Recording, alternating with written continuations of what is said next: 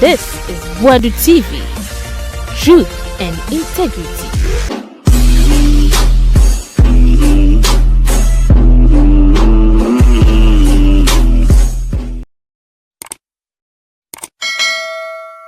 Abusanya bamunyina akwa Wadu TV so ene na 1 week ni de ensema trend ya yofurata ene OSP ntokwan and finally OSP say ofurata enye wanted you on na kan wo so ofurata so beba me ye nyina ye etwen no na ora enso munsem no etesen ya ora no so munsem etesen ye tiesim na yakojebi Captain Smart co-host ho na wafaya ahanta western so MP and so acheche kwan a jema be ahanta benyan nyuma ye mebunu no benya sika gombotom yes ente we dey tiawa yokuti jebi.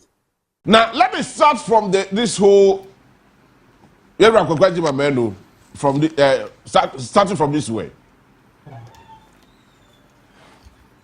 Agyeman Manu no Ghana's health minister under Nana Dankwa Akufo-Addo's administration. I've been health minister for close to 7 years. The first term of Nana Dankwa Akufo-Addo no a health minister. Second term of Nana Dankwa Akufo-Addo no a health minister. Until the last part of the administration, that was I think late 2023.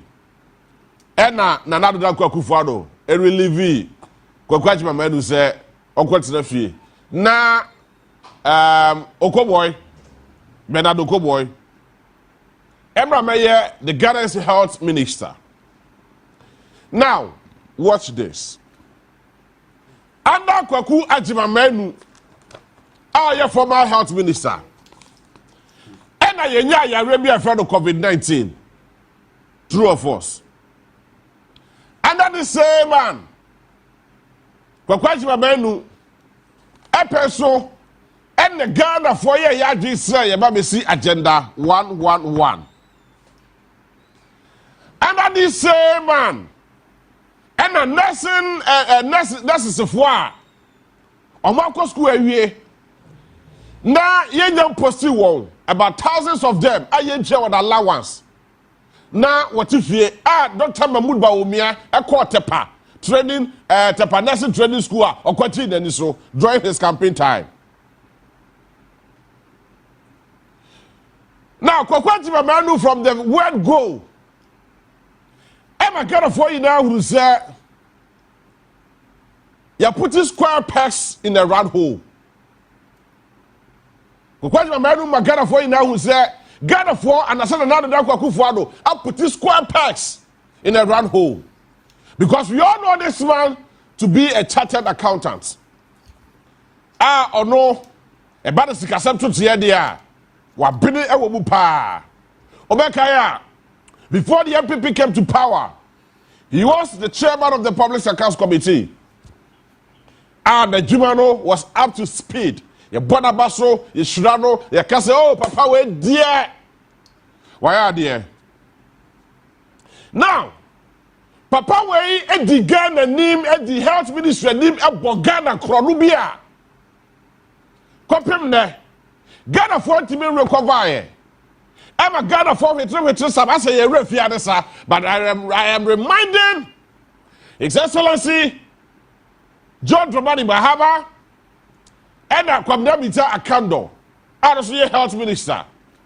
Sir, Agyeman Manu is still alive, looking very well and kicking. Now the reason why I'm coming down is during the time of COVID-19, during the time of COVID-19,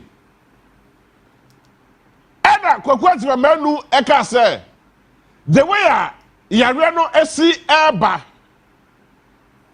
e Ghana hanu musea eba be ha Ghana fo atete Ghana fo na kum kwafo bebre na ye yina ye nim ekwan a afaso a ahawiase amansa yina no ne ho pro no Sir, obetumi be papa bi na Ghana fo ankwa ho ye hiem. Se na be ya Ghana fo ehwo beto won. Na Ghana ni bia etimi enya na yaresa and I said the freedom. Then Agyeman Manu led the charge. Emma Ghana for you now, I would say that be baby andrew here. And let us employ the best of our tactics. Let us employ the best of our knowledge, our best of expertise, and every single technical know-how. Now saving the life of every single Ghanaian. Ebia, obetumi nya COVID-19. Na yefa bo Ghana for ho ban. Now, the Auditor General report reveals, Sir Agyeman Manu led administration during COVID-19 is one of the worst and the most criminal aspects of it all. One of the worst. Now report reach Lemua. Sika. Itwasa yade eye niema. Yade ekoko rente apartments.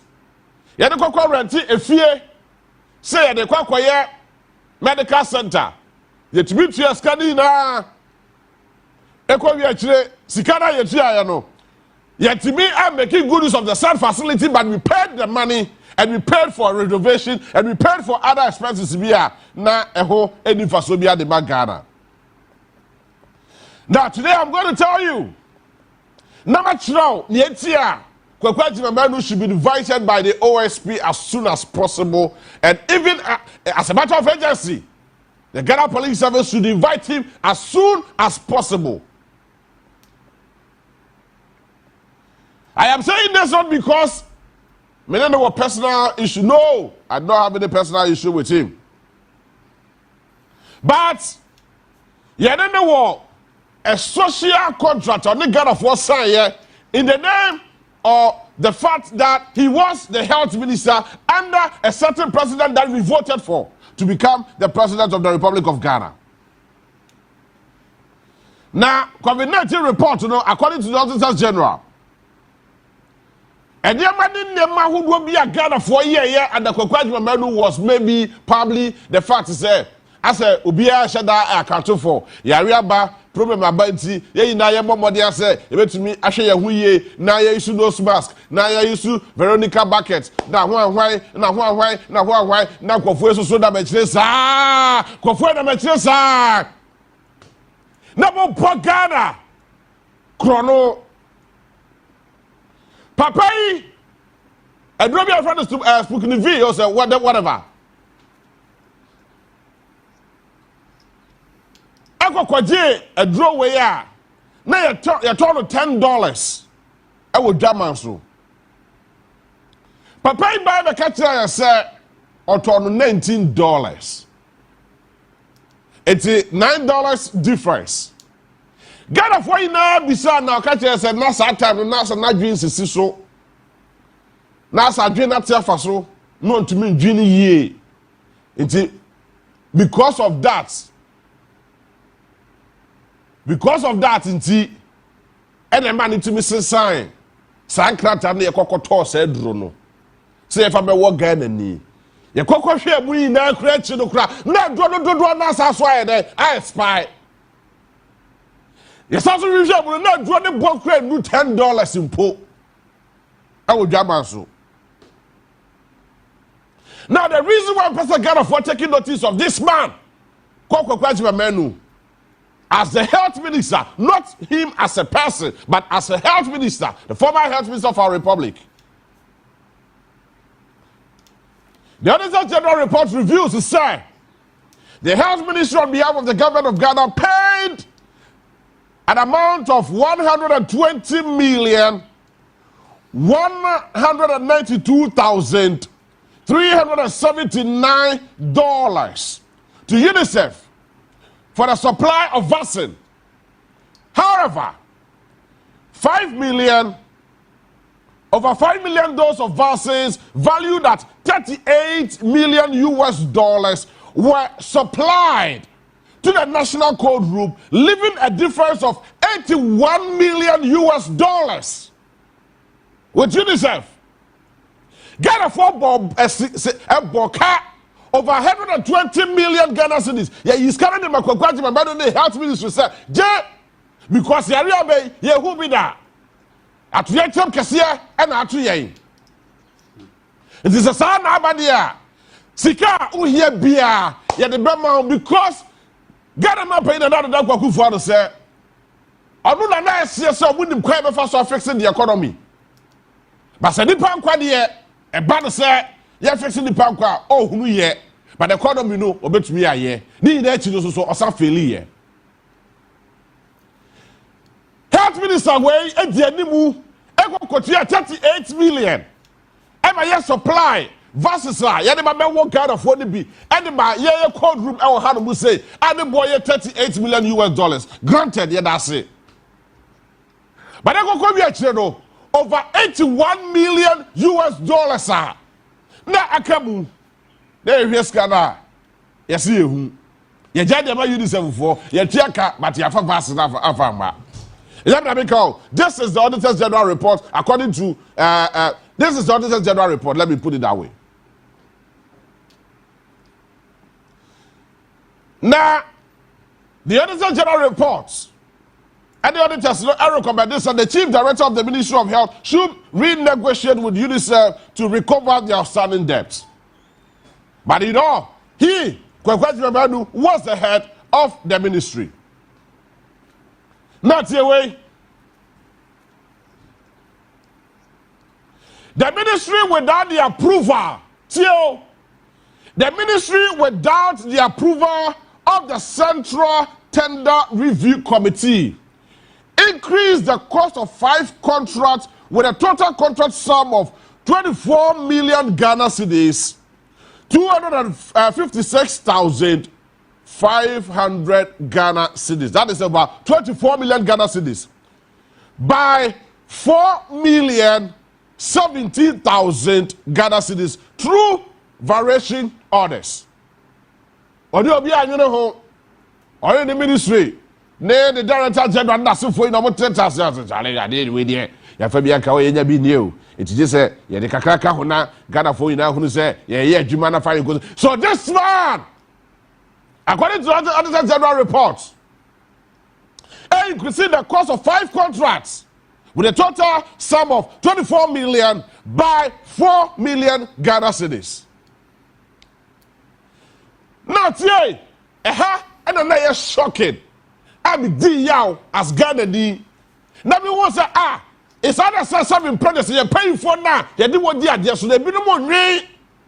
And I said, I am Wapayo. And I also said, yeah, I am Quano and a deliberate don't pass of Ghana. Listen to this. The Ministry of Health entered into a 25-year finance lease agreement at a total lease of 15,265,000 Ghana cedis in 2020 to be used as a holding and isolation center at Adaklu. Adaklofwe. And there, Agyeman Manu di animu, emeyebeti ye. See the isolation center. Oni nipa na edani ye ne dia no, according to a contract of 25 years. Adani na ebo, 15 million Ghana cedis. No problem. See the honorable isolation center, no problem. Our voter region Adaklu, no problem. The works we noted including remodeling, remodeling the existing building to be used as holding, treatment and isolation center could not be used for the intended purpose, which resulted in an additional cost of 20,382,274 Ghana cedis. See. Sika. Yadekwa into say yadekwa rent a dime. See, you make a dime because send a buyer, you never to me at ye. A dino, I yakwa 25 years, you get 50 million Ghana cedis. Ekwa actually, a dino as I want to be a man for swore. I'm yet to be a fine year near my see the year, but the also by Chileka over 20 million see the year renovation. Of a dino and Sunday to Miako, Aquako Yusu. That was the Ministry of Health and Agyeman Manu's watch.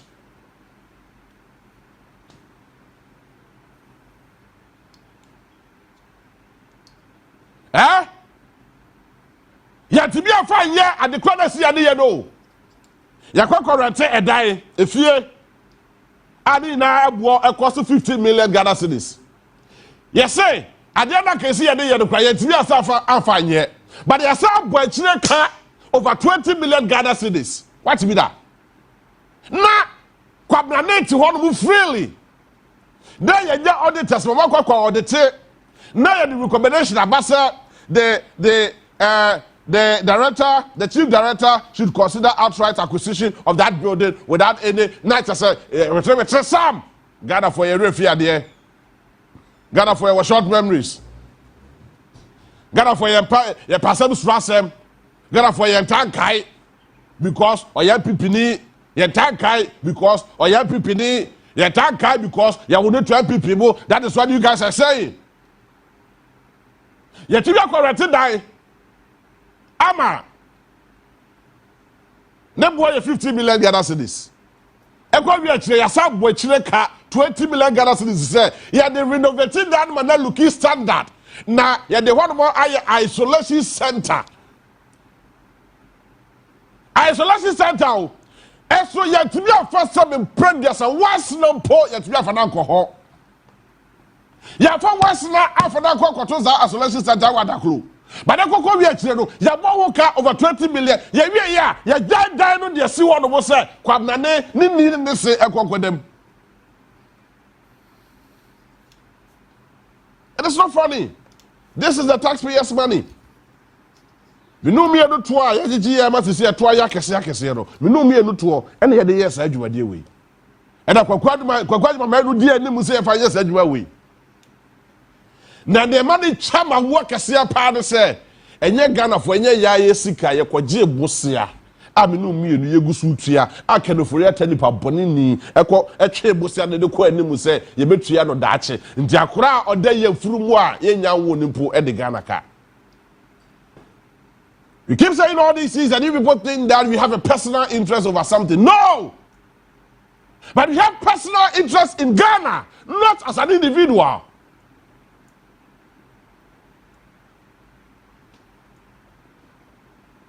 The Minister of Health Kwao reports the dorsal. Me to make a carry enough amount. But watch this. This same man, a draw only Ghana for him a concocted no. Instead of $10, which was approved, a signed $19.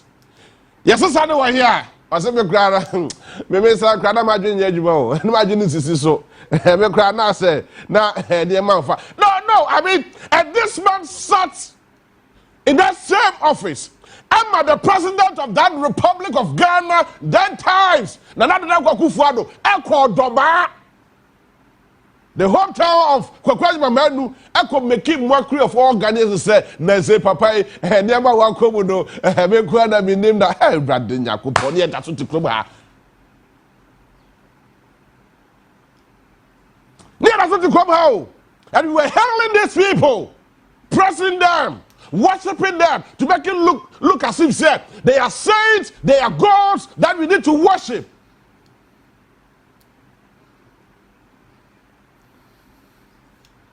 Yeah? Look at this. Where Ora for a book dibini.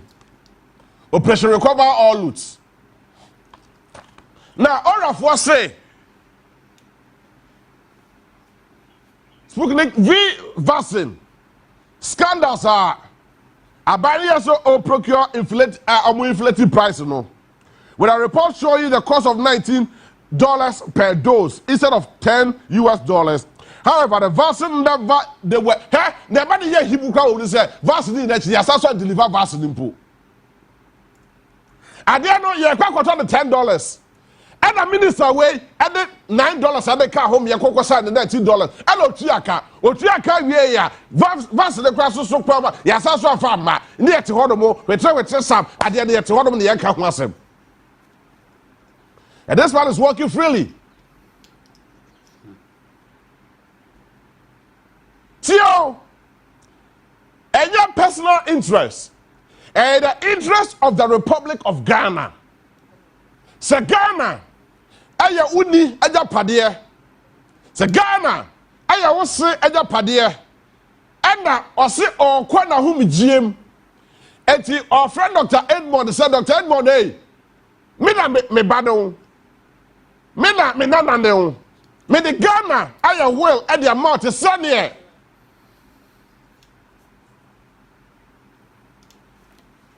Bible mu na ye hand it over.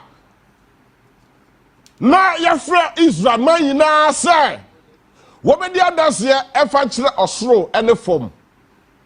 Enti sɛ Ghana ayɛ wuni anaasɛ ɔse agyapadeɛ ne yɛde ahyɛ wo nsa sɛ hwɛ so a ɛna yareɛ bi asi ɛna yɛse deɛ animu ne yɛkɔkɔtɔ aduro ne yɛfa mɛsɛ Ghanafoɔ nyinaa yareɛ.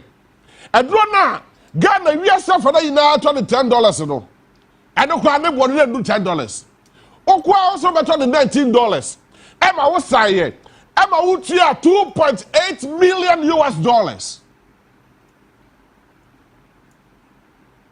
Put your $2.8 million. Eko we chire so so a edro na ye fa sa yare no ye fa me wo Ghana for so so a edro na ma. Na ti ha no dey people like this. Under the blind administration of the Lord Akufo-Addo. Ye de sabe as a bema ewa wa de bi. Na ye ho prayer say ye ba Mercy hospitals agenda 111 led by Agyeman Manu. Na that Akufo-Addo initiative here e de kokwa ye sa de we. Now ye kokwa wi akira not even 4 of them. Ya commission a danto ne tese ya commission a dade keke bibia nim na me no ka say na there was a 250 bed capacity hospital. I was say we are na esiwo no mo na essay ye obu just one as at 2016. That Sevilla Hospital was about 87% completion. Yes. As at 2016, that Sevilla Hospital was at around 87% completion. Papa ya show me ya de sa. Aba be wi akira aba be free da ho okwa da ho me jema na that Akufo-Addo be pam no. That this man commissioned Sevilla Hospital without any facility.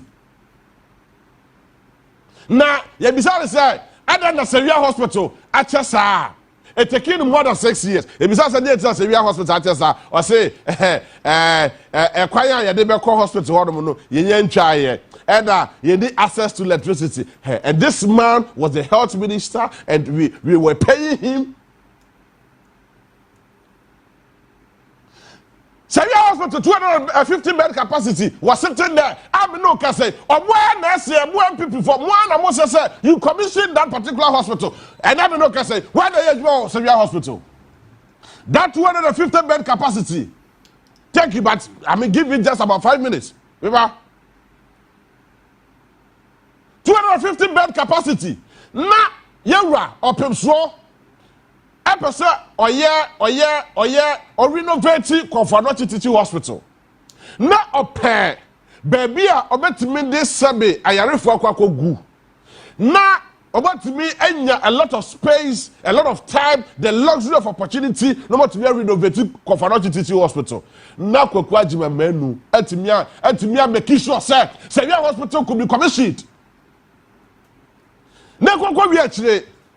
Ya shifte kɔfo, ye piapia won. Ti say some brothers ade bi enye na ya pri hada menya hada me wi do abeda. Na ye wura ho kyire no e wo kɔfo no City Hospital.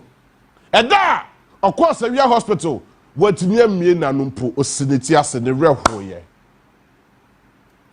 Na 250 bed capacity hospital na da se wia na epro na ya tobu niema air conditions ni ade ya yemu niema fine na niema ni na epro na wo 500 bed capacity awo Afari military hospital na ni na so si won mo na niema na pro na papa wey Agyeman Manu atumi akwakosi another modern hospital wo no ani krom doma.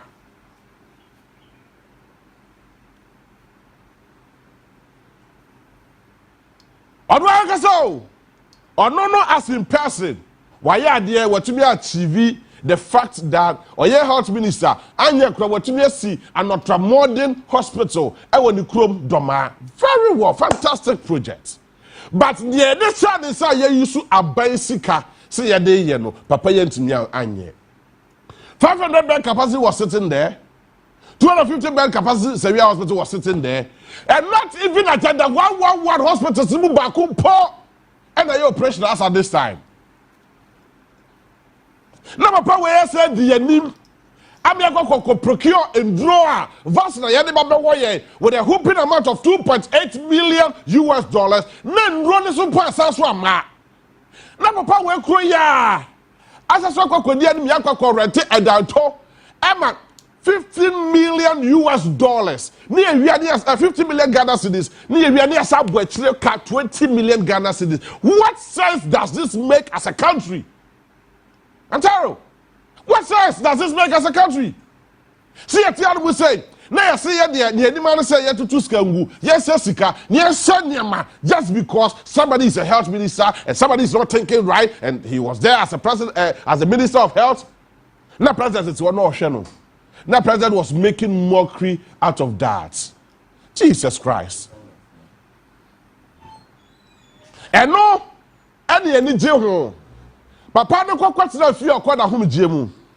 Usa asa Ghana ni bia refi. Asa fa Ghana ni bia ho. But some nkofo wey under the ministry, under his administration, ebo Ghana chrono.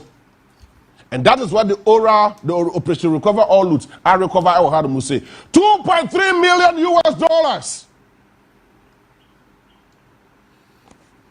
And we think that is a joke?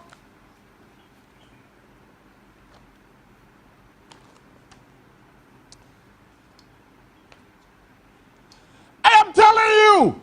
So the way I never see you say, I'm for your name and see form. Ni for Ghana as our baby. Te say what when you about from here. No akro to make the lady love you the way you want to. Say one crop Ghana. Yes, sir. Ghana will not be able to give you the kind of result you want. Now Obia Eba.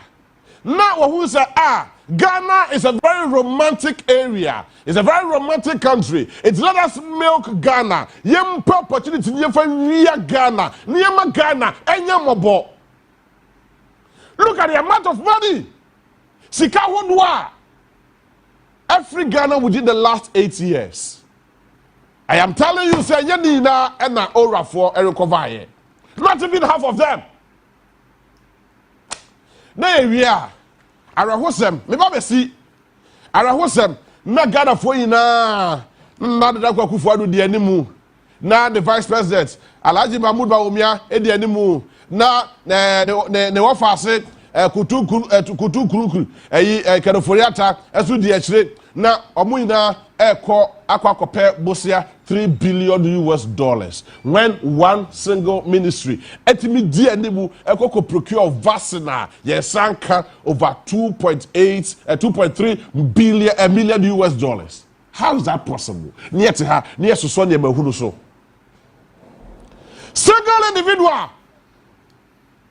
Obisa Dr. Edmond, Obisa Dr. Tam, that's what they will tell you, say, even one single hospital, some kind of invest year pa. It will cost that amount of money. Yeah, your money, Diano, went to me and ye. By the end of Diano, to me the 4 years of pay, at me see an ultra-modern hospital. What is that? The pay you say? As a member of parliament and as a minister, not the pay you say.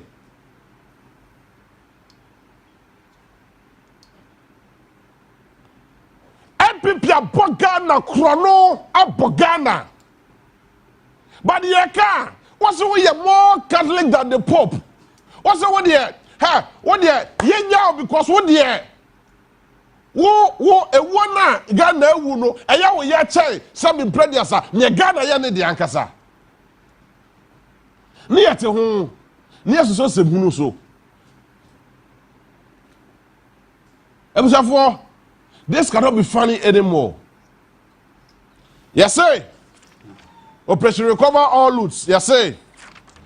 Ghana for yempen tutu empen noa eyi NSC National Service Authority for Obadika Ghana Chrono over $4.5 billion US. Ghost names over $4.5 billion US dollars. Akwa kodi omo no problem. Yebeje.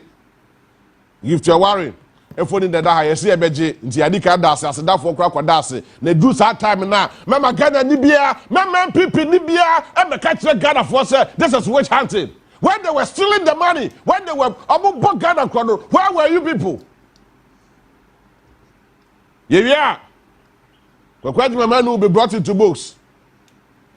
Near Katia, Agyeman Manu said, one time, as a health minister, New Media would be here, a sogan of when you understand so you need, a summer for summer Ghana, na. I don't know, you better come once. So, if you say, when you're Bonibia, men Janem Kobebia. So if you say, why your body be a man the National Cathedral scandal and that's it for you now over 58 million romantic hole. Ni na yebeka ho asem ha. It is a OGD pa ye passes a Ghana e ye wuni e na wo se eja pade na wo wudi eja wa. Na kabetumi akura Ghana te se kosua adabeja na manabo. What is your personal opinion on the military brutalities during the elections and the election-related issues at Ekoso, Boase, any other places? You baby to say Kaswa, idea. I am asking you because you have that background. What is your personal view on that? It's my personal view. Yeah, your personal view. The fact that we are military. And I say we are policing doesn't mean say you should be brutal. But you say you have opportunity to protect baby, and I say go baby. It shouldn't end up say ebe brutality, and I say we be proud, and I say we be war. Now, a country like UK, Martina Wache, because in the elections I want to sheep. I see. Because here were postal voting. Obi timi tena ne fie. Yeah. E decide say me pewe. Na wa ko post there two post me. Obi an kon ko use post me ndane no. E be ko pepe. Every time I go to aba na nkofo akwa koso online. Omo to aba na ye wie. E ho no uchusu friend say MP uchusu prime minister. Okay. Nti ento aba no mienu. Yeah, sure. Aha. Nti nanu die ye ya say ye aba be ye di. Who say din obi private car kra na the ballot boxes. Nti enye endokwasem. Yes. Adwene na ye kire me mpɛw. We so pewe na ye de kɔ. But for some reason Ghana no I think say akwakɔ ye nze bibi say so wonto ma we a na say oye metamfo na akoda ne ko. Na enu ne nyina erezi sa nneoma. Nti kakra me beka say sojafoɔ ni policefoɔ. Ye ma akonya ba say yenkɔ hwɛ sa nneoma. Say mo na mo gye ye nkwa ho. Na say mo na mo be prepare. When it comes to situations like that, na in the end, no, and gidi. Means say na nipa be no so ntia semazi because aden na ye koto aba ma we na say ye ntokwa bebre, but ni na mo still ya butre. Yeah. All right. I think you bet me I come back to the constituency with education.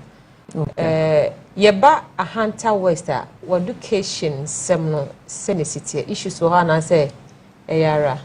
And that was the issues ni na bi wo ho. Say bi. Ye fa health bi wo ho, ye fa education bi wo ho. And before so be free you better tackle the issue of drug addicts. Okay. Within your constituency. Mati.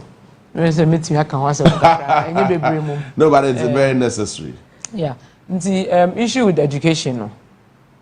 ti say na me can first na enkofo mo pe school wasisi ano ombo mo ho modern ko nti na me say ye ma omo enoma ebe ma omo timi akọ school ni asat me kasa sisi ano a lot of classroom blocks and I abandoned previously and say me kanya is about 11 6 unit classroom block 3 units 6 unit 3 unit ewo in group Oma ban say your mo share no mo nsie until I make about continuity okay okwa brochira continuity is very important say aban we be ye we no kwa oba eno no oba beto aso I mean omani sika nti ono no oba beto aso na wawie owie anso wakoya ade foforo but ye ha no as a we ba me on we na sha senti na we jato na akoya ade foforo and it happened a lot in the previous government to say previously near previous government shase no previous government ba ye no we ja ni na egu nti bebre wo me consensus nti mo ho community community ze ho aguna model school eda no me ka schools na mahama start ya e-blocks no wo ho na bi wo ho pa ye wo ba ko e wo sankor okay no nyame adum just one in sankor I think that is what I know about and but ye one other school I know so ye no ye university TTU for annex I know so okro bia your friend Aketechi no so akan room oh really akan room say you see school ni wie no ye nyusu biom previous government buy no ye nyusu school no nim says university bisa o omo ya we pa okay omo ya we say hye ho ye wie building no anka ye hia ne say kwan na da nim no nye nti ye be hye kwan ni ye na ye bie school na enkwala ne engineering no mo timi akoma kosua de ni and ebe create opportunity job opportunities ama youth na e wo ko because obekwa ko cleaning obekwa ko prapra obekwa ko dodo ho factory trace ye be no aduane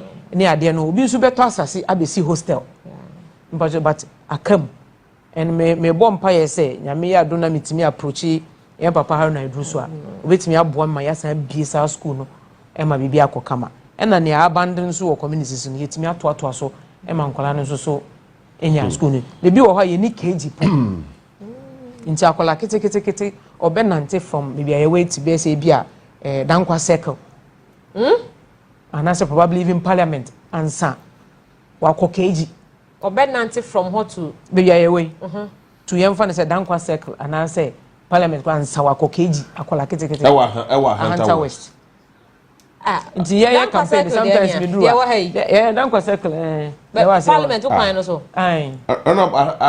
Hunter West asem na okay o si de no Hunter West asem na making nti ye fancy baby to say kwesi krom obenante waba ya akọ akola kete ansa waba KG nti esa na nkola then parents will decide that okay onko KG odu class 1 na mama na ko class 1 so kwa what say nti wo so bi akola bi we di be say 10 years afa na okọ class 1 because kwa na obefa no obekọ no 1 dangerous 2 no obedu school gwa na wabre asem be na obekọ ni trim okomede no enye say o ha so ho kakra ahia na ere no school onko di school feeding program so enko yi nti then sometimes we nam na say okra pick up hu so mo nante ko sana na eja obomode kakra gum na ode omo akọ school so mo apon so na ode omo akofie.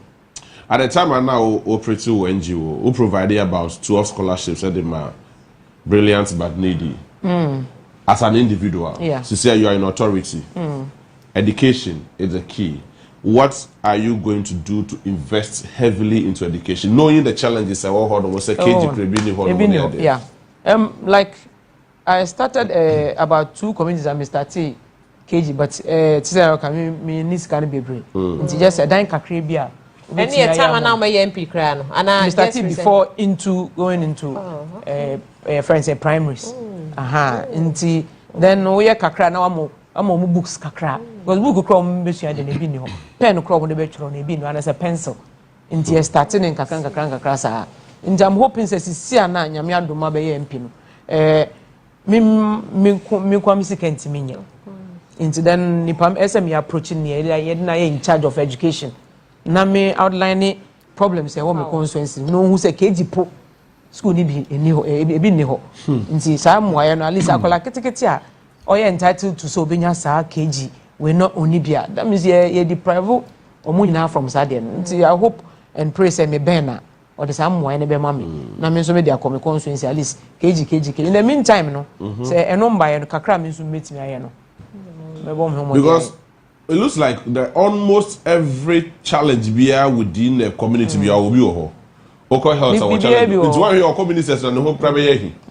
Because all minister of education no nti me patch o say ja me nya mo we no ma me hwe mu yie NGOs no me sremo okay anta we se yebre o me boa yen e say ba kokra tin be si kg be 3 ewo different communities o me a yankopon be sia no me so meda na se anta for expo nyina be da na se obi nso gba na se o pese o be complete your classroom blocks na what's na brochure day ebia you have some people and I intend to use our contacts at least abuchire for no so me kasa kire mo mo fia hunter especially mo mbra na mo mbabo sika ne endorse the emission sika ne endorse the but kakra no mo bia hunter we so but now you military America na ene for no ene for no so ni me UK for na but you yanka UK brofo ni bia na mo help ntimenka brofo of course. So I'm pleading with my Ghanaians in the UK. I am mine. Please just come and support Hunter West. If you're from Hunter West, I'm begging you, please come back. Come and support us. We need lots of help.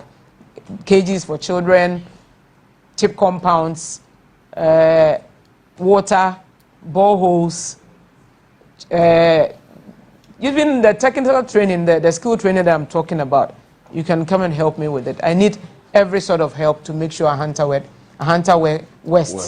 progresses.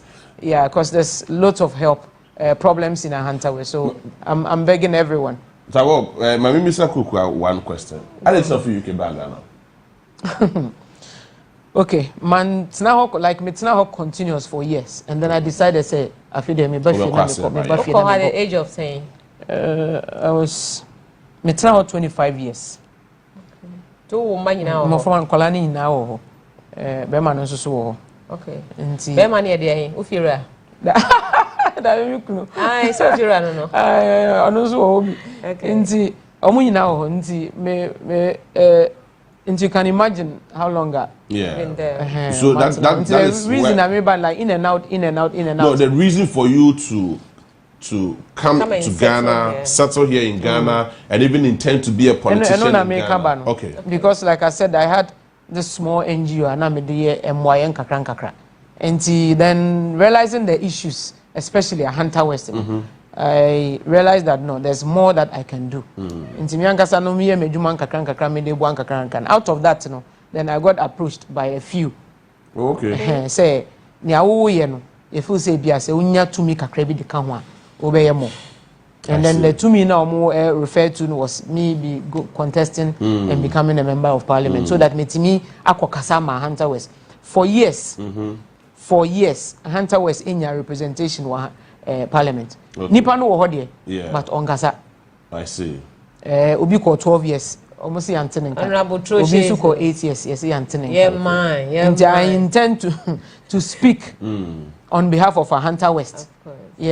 Or how are high and why I in here. Nina Mekasa here parliament crowd Mekasa.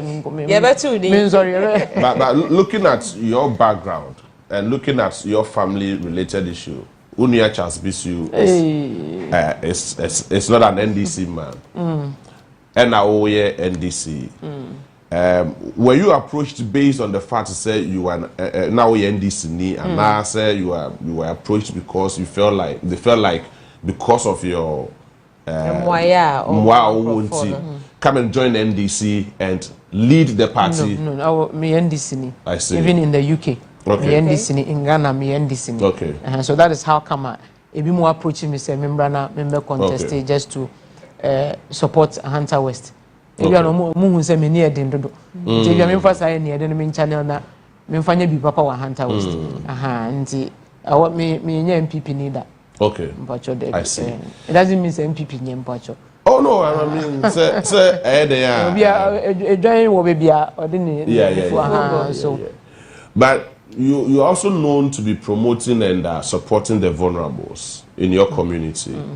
Minimum cry, I said I think the last time in your campaign, what line said what to me, you share about 30,000 Ghana cedis said they are the vulnerables in your community. A lot. And a healthcare near the education. healthcare You mentioned yes, scholarship. Yes, the scholarship and the education, healthcare as well. Sometimes now wouldn't me. I am much more concerned about when you were doing that as an individual before, and Sisiana who were in a privileged position to go and lobby, to travel, to go and put all these things together to come and help and go back to the community. What are you going to do? Say over to me, abua your community now that you are in a privileged position. And I'm a privileged in my own small way. Me buanka kranka. This is I work on enkwala mu ewie mo beko is me refer whether university or say SSS me boa mo no. I didn't sit down and say oh bra minimum bra. Also minimum aminti bra baby. Me the Ghana education for e wo ye constituency nim say. I see. Omo select the best in every ya chiche mu zones. Into your 5 zones. Into the best from every zone. 2 to name for Mumbra. Or MPP new or a CPP new. Once or the best again. And that is how I supported. Into that is Sana Mia Madi. Yeah. Me NDC, MPP. Me NDC of course, but Nipa here I am wire own case or MPP into Overman. Aha, and Sana until now my privilege no. Opportunity be a menya piano me grabo. Into America no MP colleagues in the ministers and Yamia don't many most of them okay until I'll go to them and beg if I have to no more and I also mentioned NGOs NGO bia otimia opeso be boa hunter West Mami no mesre no ombra staying back before so be obeko parliament now your campaign and they say ura parliament do you see any difference in or campaign promise and the reality in parliament? Good question. The reality is that in parliament there's a lot to learn. Yeah. Me who say Bebre. Bebre. And no can hon so be boam because nipa no uti hona we nsua de a. That means when you're ready say we be improve life. Into addition bebre o ho am person nsua de. Yeah, you so emra and I ye adwuma ho and I shemra so any na ya adesua. Apart from that so campaign times say what kind of promises and me bomb pie say Yankopon be boa me. Now I'll meet the right people our parliament and outside parliament. No mo boa me na me promises in emrem. E dey na me will last about 3 questions not I go answer the question. E dey na o feel say within 4 years we are obey fully fulfilled no I say we dey my yema me ho atome and it was one of those things that you were craving for before somebody be a member of parliament omo dey say to me nima dey now feel so we are be fulfilled and sana you go and seek for re-election and nyama bebre but me mention 2. Okay. 1 your main problem ya kwan. Okay. So by the end of 4 years no na se metimi aye Sanku to keep 3 points. Disco to disco, grand contract to disco. Yes. And then 32 to Mimi and I say Jamna sa Aquina. There are other routes. Yeah. Me sure say anta 40 me ma obi abumfu. Ya kan say me was able adwe unsama ewe no nkokoro. No. Aha. Nti me nsa na ye ma. But I say me win makoma. Aha. Nti sa routes me me adom by 4 years. Na say metimi aye. Ya timi aboa me e mama ya. Trust me, I think say I'll be fulfilled. I see. And then we'll move on. And no will become a testimony for the next one. Whether a hunter for will decide say me kwa and I say me nkopio. And then based on that, we'll do more. And then youth, almost be near Jumaye. Na be brain free galamsey site aye Juma. Our munim say nim and I say they are inevitable. But yede who shame no. And no you're more dangerous than say nim so ye Juma or you okay. Youth ni benye Juma ye papa and also hear me. Is the galamsey destroying your community, your constituency? Some of it. Some of the constituency because recently in Toya if I will see Josano it's as a result of that. And galamsey ne hadri. Yeah, so or before frapesi can ho asem or constituency and say Yanko Parliament Street. Oh, nya mumbe bisambia. I think that you mentioned a few others about drugs and yeah. We will go to the drugs, especially me person member communities needing, but I think you know some of these communities, especially within Agona, Apanwai, you know these youths, out of some of them have resorted to that is what I was going to say. Drugs and what have you. What is your best approach? One kasa one solution ko dada ejuma. Because we say Bible, you see the devil finds work for idle hands. Ebi see ejuma so mo she. Obi wo ha ni timu no o she na ma ni nya mpodi ko ye ejuma. Okay. That is nadwen no. E ma na energy. Nti obi sa no ntimi nya no hwe. Because to him or her no, sa energy no timi bi a say ejuma bi no ye na ejuma na ejuma den a and no timi ye de ko ye ejuma den. Obi wo so o ye as a result of say what join a bad group influence. And I say bad influence. And I say onye ejuma nyi nti otitifie onye hwe. And man dey nti categories. Nti omo as a result of ejuma sem nti omo akwakohye na bi anyame ya do no munye ejuma on very draw. Obi nso so asset as because of friends nti odi akwakohye so hu na damfo onye ejuma ya no no so nya bie ya obi obi free na ne onum no nya mpo ne de eno ni min hu ne ameka Is it not disturbing and frustrating to see these same guys being frustrated on the streets? Yeah, they are very, very frustrated. There's one guy, I won't mention his name, or mini papa, Taba Minche. Or you get to Obe Shami Bia, we are better than senior man. I'm telling you, we are better than the squad of 40 minutes. Timene bon komo se me pese ojai no free. Wa che me no pese oye. Me so maka kire no. Say onjai na me so me mwa no. And that is the condition. There be condition when they want na mama nkasa mani pa no. Say one fa na nkomo a, there's no way obejai. No, sometimes when say nipa no wa ye duru baby into here rehab. Okay. Because that's how they no koshi mo be kwa kosa ya de na o de amano no. Okay. Nje so onya ore draw. Na symptoms no ekofem kakra na edge na eye o de kofa de no ekofem. And you pass already draw no sa rehab no one kasa so what try say maybe you try and get him obi obetimi aboa with the rehab na me jankrofo ama no mo hwe mechi na me anso me guso ne ekasa. And talking about rehab, me na me say me ni su ade ehunu na yesa na e kan for a hunter west no When is ade ehunu so ama mintimi kranda because me hu issue we a me pese me fa kwan a me fa so a me solve me hu issue we a na me dwendwen how a me solve me hu issue we a na me dwendwen how a me solve bibia me kwa konya moye ne me nkwa metimi aye ne obi so ba beboa me nti ne esi me ni so say one day menya rehab Ewa Hunter West. Menya Children's Hospital. Ewa Hunter West. Menya Mental Clinic. And as a mental hospital. Ewa Hunter West. You didn't be crash stadium. I'm here sports stadium. I'm so yeah. You say in Kasan. Yeah. Into sa mental hospital, ne children's hospital, ne rehab no. And no will put a Hunter West in a different way. Mommy. I see. How long do you want to serve? As long as they will allow me to serve, and then as long as God gives me life. You would want to serve for? I can't say yes. Okay. Into say Hunter West for be allow me. Near a simi ni suno no. How many years na 5 years ni si we ni suno? Means me 5 years enka. It could be say 4 years ikra meet me aye baako. I see. Mpacho what you say? Yeah. It could be say e be 4 years ni amaka kan meet me nyebi because e say me koya ade foforo. But near esime ni say major sa legacy no. Say one day me ni wa. You say mami na ye children's hospital, on na ye mental hospital, and no ye rehab.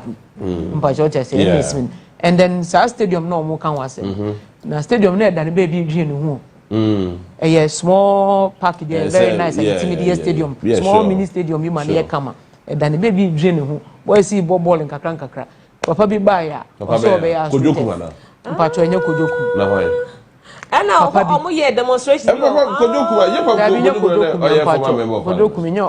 put the one gashi. Papa B. And also, Obaba asked to tell. The first thing. Well, we investigations. No, but for the benefit of clarity, let's know. Let's know. Ni permanent contest, you know. Oh, sir. Also, Obaya asked to tell. Okay. It's just say independent candidate. Oh, Tobo, I will get to know the persons. Yeah. It's just say just a minute to elections. You can't do that. Yeah. Sorry. Just a minute to elections, you know. Say sir. stadium na boys na use no kakra was say no so be astroturf ye nyina so ye nim astroturf e ma so I see na was say nti say abeye mi madwuma boys no esu nti say me call repair field no back to stadium na mo hwehwe no Francisco Bia some na okay sir okay so na no call contest ono a Brapo bi Mr. Una show bobo astroturf no what start here wie because apawa for ne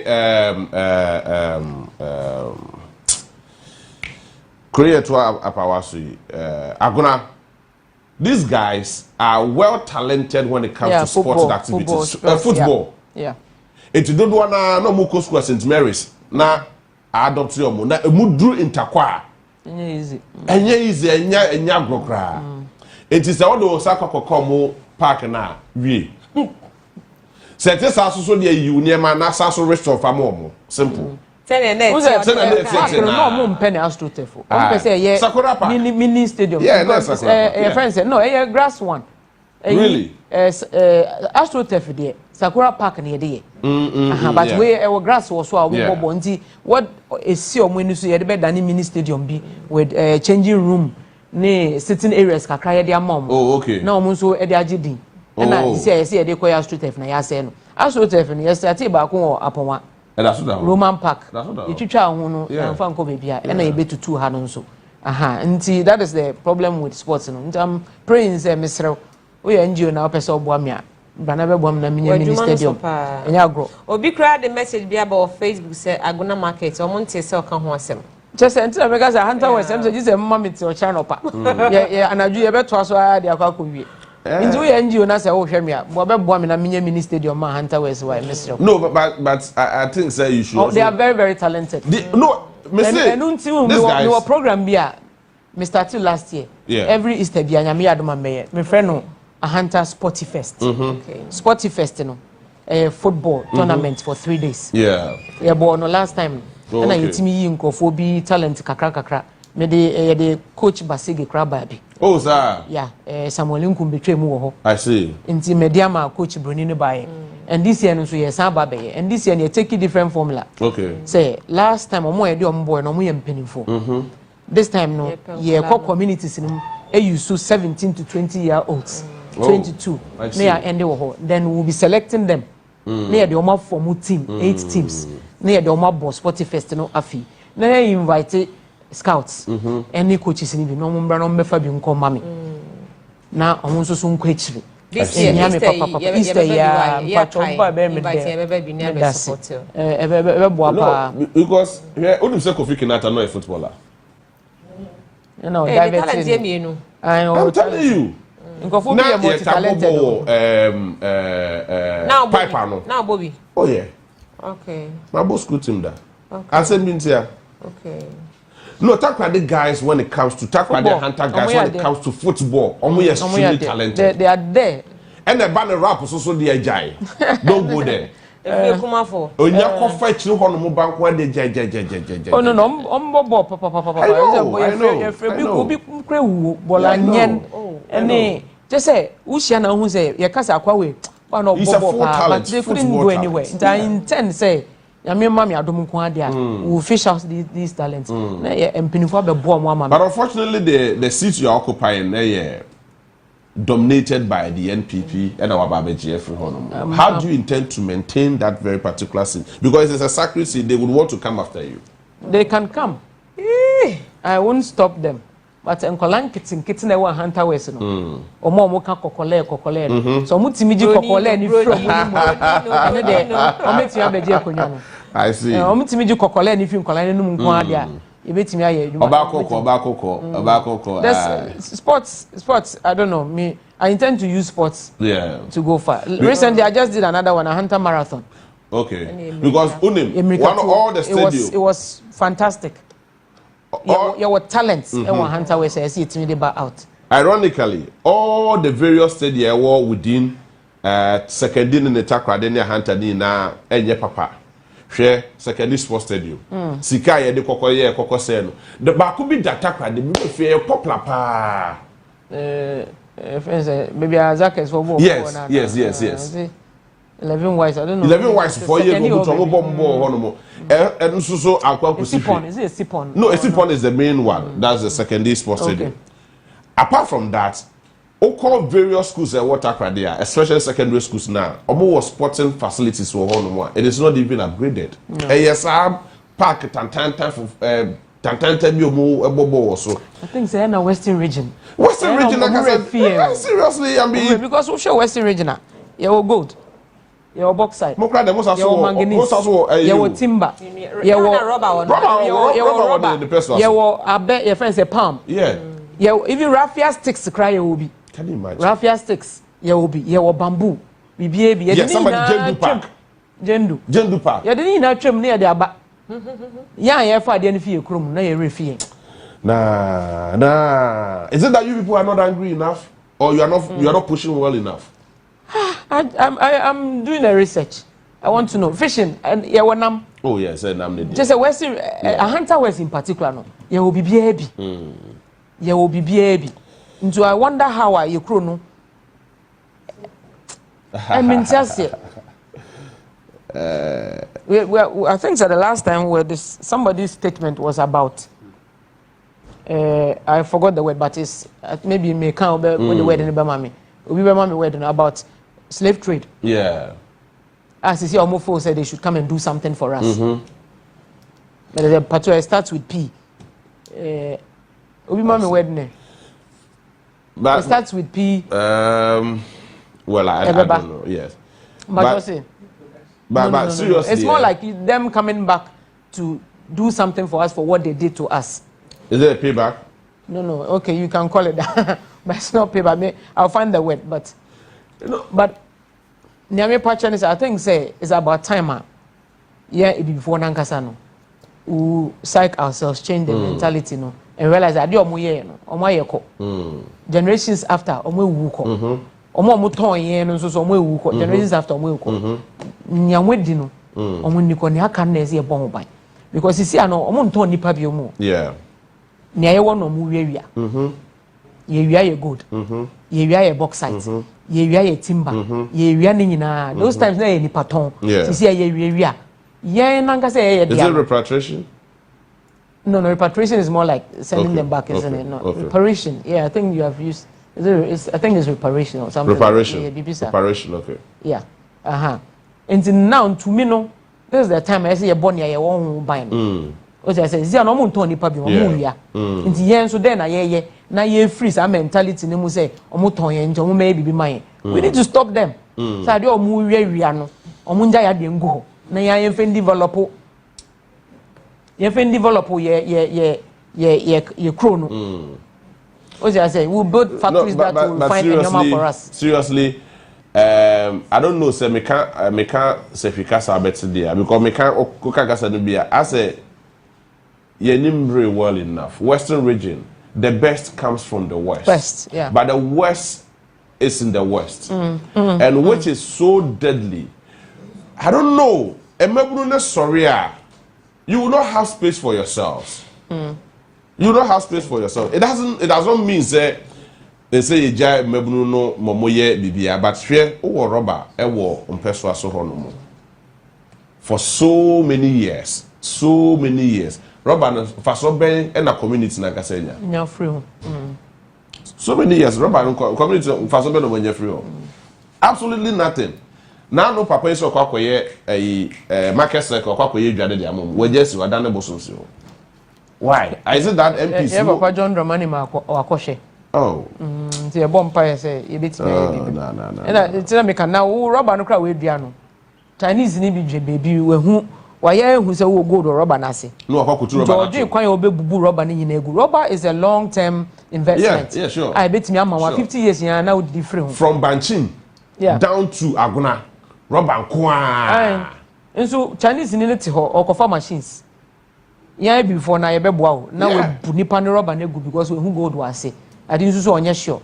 In general, Papa Minister for Lands and Natural Resources, man in statement. Yes. And our man in statement, and call for sorry Kasai say I just sat down, but now if I wanted to speak, I answer. Someone come and I said, "No, person me kasa," but I just let him benefit so among kasa. I cry for help. The statement, you know, me who say I cry for help. Sir, galam say issue, no, and yet just party. Bako ne bit me solve. I cry for help. It brings mind. Your friend saying national anthem. We are all involved in building our motherland. In Tisade, we say, "You am boom." Na yen siesie na anye ya enkola ne bewu because boys no mutimi free north e be free shama me mako hyehyia shama boys be galamsey won me konso is you girls can ho 16-year-olds 15-year-olds 14-year-olds omo e free fie e ba be galamsey e koso anwea obi wo ha just as a result say okwa wash ne ho keke e wo nsu ano no because why notie won ho na wato nsu no na wewu. No, if nothing region buy so ba be galamsey wan san ni chi anko fie biom. Can you imagine? Enko for boys ni bi yare bi mu ba me ho yare bi a omo nim we dey on be hospital or be research na say bi abrahizia na say ye dey ko hospital na ye ko hwe man. Do you sometimes do you sometimes go through this emotional pain when you see things like this? Yeah, apart from say I have my firm side, but I'm also an emotional person. I see. And me who so be ko or how mo na me tete me pese me hu wire or ko sa na me hu mwaye me so metimi e dey man. So unfortunately say yensa no stretch ya nuru baby a. Yeah. Obi say waboa no with 1.2 billion no man ko your hole in heart. Or say fasa kwenya so na wase. And your personal ones and na. No, but I mean this has to do with human life. So that's something to do. Now him say I seen the pan for boy no NPP new. Oh, now I mean more information. I have fella house. NPP ni na answer na back oba no kwa SDO say na be na ko and because of that as sorry money na vote man me wa. Most of them. Ampara. Most of them. Most of them. Yeah, but finally, I know, sir, it's not about how long you serve, but how well you impact. Serve. So I am asking you this question again. Obenya MP, our minister, legacies. Probably he might not be able to point to any legacy. You're about 4 years. Within your 4 years, what the can you be fulfilled? And then what will be the monumental projects? Will be my John Dramani Mahama. Women's World Bank, the 24-hour economy shift, what are you going to start first within your manifesto? I will be called a Hunter West. Okay, to say no one what's that? No. What's that say bobo yeah papa John Dramani manifesto no. Nti me say mo twini baba. Oh, say we follow the campaign very well, killing to the I think say adia say offer me say the bad na. Me person o ye mama one Hunter Wester. I think I would look at a man more. Okay. I'm not being Makoye Oba. Oh, Debbie, we what did they say? Me na Makoye first Oba. Ma contested on the ticket of NDC. And now Oba so di year. Oba di year kan opia. Kweji agri na kan. Nye ne kan. Oba di year, what did that die na no dey. Inti me ma na hwe manifest. Inti that means say no ma mienu ye women's bank no. Ehia me papa because e ma no bre. Inti etimi ma omo sa loans na ebeboa. And then two markets nankasa so tell you ko share market circle no minya so no mpomba yesuma na ye market no me construction background ntimi akra metimi agina ho ma yesi beswa motor ban say me so amehye walisa aswa just to get ejuma no done nti eno nso hia me say ye be model market no ebium me sign drawing okay architectural drawings me metime design I see mami enti ese me drawing no kra me no any ye no preko just in the form of proposal madwen ehu se na ye be si market no dada yeah enti I'm begging say okay me papa etie me at least an opportunity ni ba very well agro market ehia me papa na ye position Manu ye. Because Manu na yedi and Safa you kunuma suma. Yeah, baby, or my asword. Inti yen shares and your matu and then Yamianga also meeting my account. Very well. Yeah, time also. I would want you to use ebia 30 seconds. Now ne wakasa hunter for Monkasa. Talk to them. Father saw Samba Bimo because yes, and then man parliament over time no. Martin. Inti kan kasa no. Afezi Rebecca Mfanzi. Hunter West fu nyina mezi nka na chia won dada na masan ma da hona ase mesi nya me hia won biom ende onua tv aka nsem pi of Hunter West hu yen youth yen mamenom yen hospitals yen ekwana yen nyina yenyim de onye yen moframa wonante kwantintintin ansa wakoke ji school mpo yen nsusem yen public toilets yen offend and sanitation issues ohiam papa ekronumu de ebezi kronumu ni ema se yareba bi ba yen ho boto hen nanse ya yareba ba ye wo ma yen shares a osi wa Hunter West wo ma yen bo yen ho mozi yen nankasa ebezi yen hunyi na yezi kronumu nyi na yezi market ne munsu nyi e wo fishing community bia zi honyi na yareba bi ba wan count ya kan sempi inde ye sure de mpemfu piati bi NGOs tema wa atibi yen kofo wo parliament bi mu atibi ministers ni bi ati yen papa John Romana me sure don so obete